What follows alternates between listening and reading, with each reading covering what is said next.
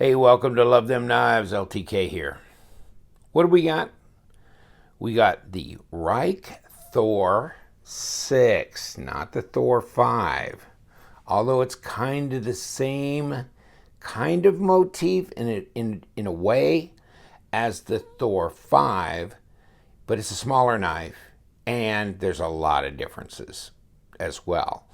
So it's interesting they made this smaller rendition with like a 3.25-inch blade, that kind of thing. Let me just real quick. Yeah, 3.25 inch, about 85 millimeters, somewhere in there. Overall, 7 3/8, which is about 19 centimeters. Okay? So, smaller knife, really good looking. Look at the back spacer, it's an integral. And look at the way that they did that. I mean, it's supposed to be a spine, obviously. Obviously, these are supposed to be ribs. And then you've got bones. And you've got bones everywhere. I mean, this is a titanium frame lock flipper, to tell you right off the bat. M390 steel blade. I think the fascination here is just the fact that it's so incredible from a machining standpoint. You look at this and just look at it. I mean, look at this pocket clip here. I mean, along here. It's like little bones running along there. And then you've got bones segmented all the way down, and even it's a seamless transition into their hardened steel lock bar. I mean, that's just, see, and that is just placed because it's an integral. You really can't screw it in from the inside, so it's from the outside, but look at it on the inside. I mean, that fits seamlessly on there, and yet the bones continue. That's just incredible. Look at the bones running along the top spine of the scales here, or the top of the scales. And then look at this. This is an M390. How this machining here is beautifully done and smooth, and these are bones, individual bones. 1, 2, 3, 4, 5. I mean, that is incredible. Even showing that to a layman that has some ability to appreciate the complexity of the machining process, they're pretty well astounded. I don't know how you do that. I mean, if you could stamp something out like this, I could understand that. But I don't know how you machine that. I don't know how you make it that smooth. I don't know how you make it that seamless. What kind of tools would you use to do that? I mean, that's just freaking amazing. That's an amazing knife. All right, here. The Thor 5 is not this complex. It does not have this bone structure running along here or here. And I don't think it does here or here. And it's, you got kind of I think there's a skull back here. And then, I ought to know, I got one, but I don't have it here. It's gone. It's gone getting a mirror put on the blade. I just don't have time to sit down with my KME. I don't have all the stones and emulsions, stropes, whatever I'd need to do that. So I sent it off to Kevin, our famous knife sharpener, Kevin Lewis. So I put his information in my description sections of my videos. So I sent it off to him in New Hampshire, I believe. In any case, this one looks like the edge is okay. It's nothing outstanding, like, mirrored or anything, but isn't that beautiful? And I didn't want to put my hands all over here, because then, you're gonna affect the ano at some point. Although this is very, very shiny, it's really jewel-like. It's real bubble. I mean, candy store, jelly bean, crazy, shiny you know, and one guy's saying it's kind of dime store cheap too because it's so shiny. And well, I mean, take a look at some of the fancy, you know, custom knives that have that zirconium and the mokutai that's polished and the blades that are mirrored, and these guys handling it with white gloves. I mean, no, this is kind of in that tradition of you know, a custom knife that has been highly polished and finished. I don't think this looks cheap. I think it looks spectacular. I think it looks incredible. It's amazing. It's an amazing knife. It's not a real big knife, but it's not tiny. It's got pretty good action on it, but the blade's so light, there's not, you know, it's not going to just hydraulically drop. Overcome the detent, and here you go. You know, you can push it in, click. And of course you can see the blade through the ribs. I'm going to call them ribs, whatever. Do you think it's been weight relieved? Just by the way, in case you were wondering. Yeah, maybe a little bit there. Interesting. What's that little kind of a texture right there on that pocket clip where it's not the bones? Interesting. Wow. It's centered up. I haven't taken it apart. I don't want to take it apart. I got it in blue. I think it's a little bit more expensive in this blue anno color, but I mean, how mirror polished do you have to get the titanium for that anno to look like that? Because when you anodize a knife, it doesn't necessarily look like that. You know, even if it's anodized, I mean, look at this, right? That's kind of a very satin look, you know. That's incredible. That's just really incredible. In any case, well, Fancy, where are you, girl? Come over here. Let's get a little comparison, if we can get you open. And so this is going to look large in comparison, but you can see the Para 2 is still a bigger knife. And here, even more profound how different the size is. Okay, so this is pivot to pivot. Yeah. Wow, it's amazing. Yeah, I mean, it's pretty intuitive as far as the flipper tab goes, and there's jimping on the flipper tab, and they've machined out the interior of it, which it looks like they've done enough machining, they probably just kept on going. What the hell? Put the pedal to the metal. Isn't that pretty knife, though?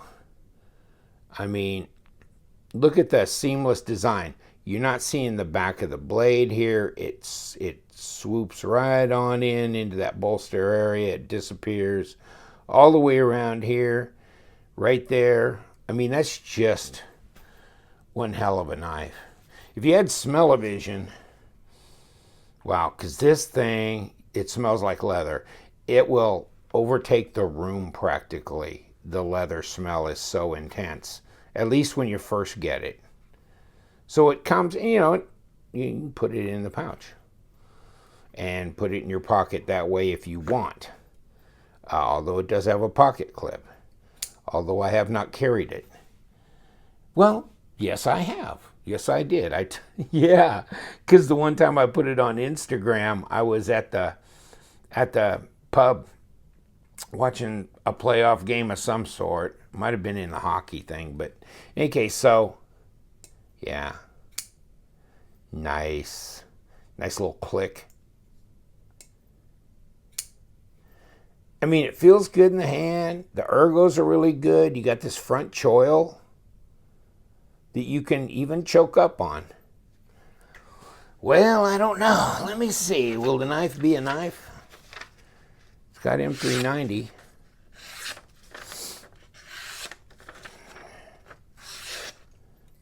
Yeah, it's a reasonably sharp. It's not like the sharpest knife I've ever felt right out of the box, but it's reasonably sharp. Yeah. reasonably sharp. Probably not your hunting knife, probably not your beater take to work in the farm or ranch or, backpacking or something like that. It's going to definitely be proud carry. I mean, they get $650 for these. So that's a parcel of money. It really is. Rike, they're pretty damn proud of their stuff. I mean, they've come out with some G10 stuff lately. So, I mean, they're getting to the point where you can get one for just a little over $100, but a lot of them are in the $250 and up range. But that's just a good looking knife. There's your lockup. Pretty flush right on there. 25%. Wow. Oh, let's, if we got the scales around here, let's throw this baby on here. Because maybe we might want to know how much does it weigh? Ounces wise, not even 3, 2.84. That ain't a bunch, is it? And 80 grams. 80 grams. Wow. Did you hold your breath when I put it on the steel scale there? It's like, oh, you should have put a cloth down. Damn near. I contemplated wearing gloves on this thing, but I go to hell with that. I don't think I ever want to own a knife where I feel like I have to wear gloves to handle it. Then it's, no. But this one, I mean, it'll clean up. Just put a little Windex on it, whatever, if you get smudges and crap on it, and it'll clean right up. Here's my paperwork. I didn't see where White Mountain Knives actually had this listed on their site, but they could probably get you one. And if they could, that 10% discount, LTK discount, would be tremendous, wouldn't it? I mean, that'd be freaking $65. So, I mean, you might, if you want to message him and say, hey, Justin, can you get me one of those? And can I use my discount? And the worst he could say is no. Otherwise, you're going to be paying the piper $649.95. And here's, your specs. 7.5 inches overall, 3.25 blade, 3 1/8 actual cutting edge. And blade thickness, 0.15, Bowler M390, that kind of thing. And they're just saying, worthy of any knife collection. You know what? I'd say yes. Yes, it is. Now, thank God this is not metal here. So let's take a little gander on here and see what we got for this.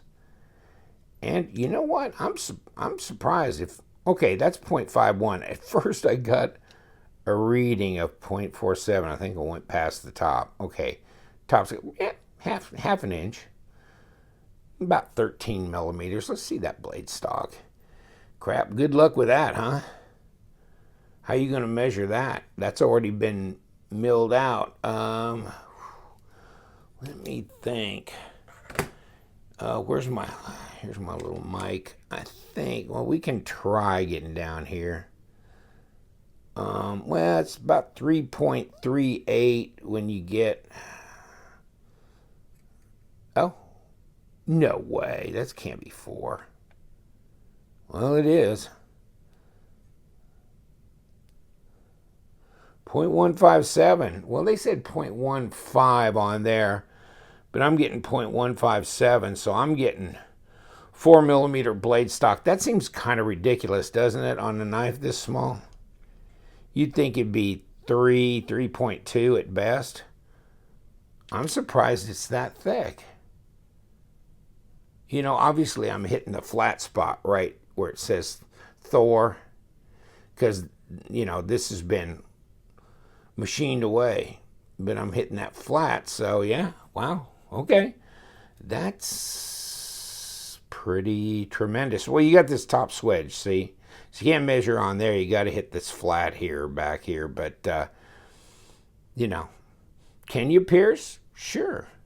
Slice, obviously, and kind of got a pretty good contact patch for a flipper. I mean, you know how many flippers are just like this, and the flipper is down here, and you're hitting. This one pretty much disappears. Look at that. You just the back, quarter inch of that blade won't touch. That's pretty good contact for something like that. Let me get another flipper out here if I got one. Well, actually, that one's nice. The pterodactyl by Bestech. Wow, I proved you something there, didn't I, buddy? Oh my God, I don't have another flipper around here, but you know how that goes sometimes. But no, that lays down pretty good.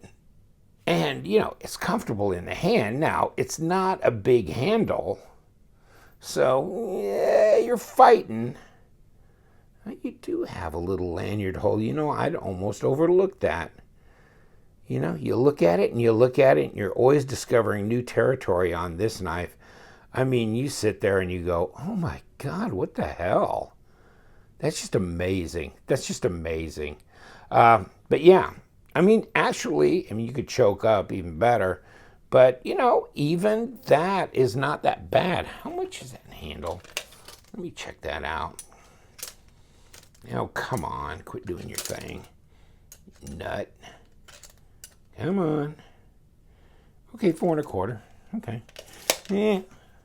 It's not real big. Don't scratch up that anno. No, didn't. Good. Good looking knife. Comes in there. Comes in the zipper pouch. You know, inside the zipper pouch is where they stick. Well, there's your microfiber cloth. But they put the knife in here, and then they stick it inside this leather thing. And then the leather thing, they slide in this pouch here. And then the zipper pouch zips up, and then they put it inside this bag. So it doesn't come in a box. See, there you go. And that's it. That's it, folks. Well, you don't need a box. I mean, you got the plastic in the leather, in the pouch, and in the outer bag. So I've never seen a Rike knife in a box. So they just don't do that. Good looking. Look at the blade. Almost like a hand rubbed satin. Man, pretty knife though. Whew. Yeah, that'd be one that I'd want in my collection, definitely. And you know what? Blue's good enough. Don't need to do a reverse flow Mascus anno job or anything, although that might be interesting. But you know what? It's kind of just nice the way it is. I think you appreciate a lot of this machining more in this kind of monochromatic thing than if it was multiple colors and stuff. I don't think you'd pick up all the little details as easily. So, yeah, nice. Hey, what happened to you guys? Flanagan, what do you do, buddy? Where's Finian? All right, we got you both. Hey, I'm going to let you go. I've taken up enough of your time, almost 20 minutes. Take care, my friends. Thank you much for hanging out with me. Just wow. This just blows me away. It really does. I cannot imagine. I worked in a machine shop with tool and die guys for 3.5 years. And wow. I just can't imagine it. I don't even know what you do. I don't even know what you do, how you do it, but whatever it is, it's magic, right, dude? Hey, me boy. Yes, it is. And thank you so much for hanging out with us. Have a great day. You know what we do around here. We love them knives, so stay sharp.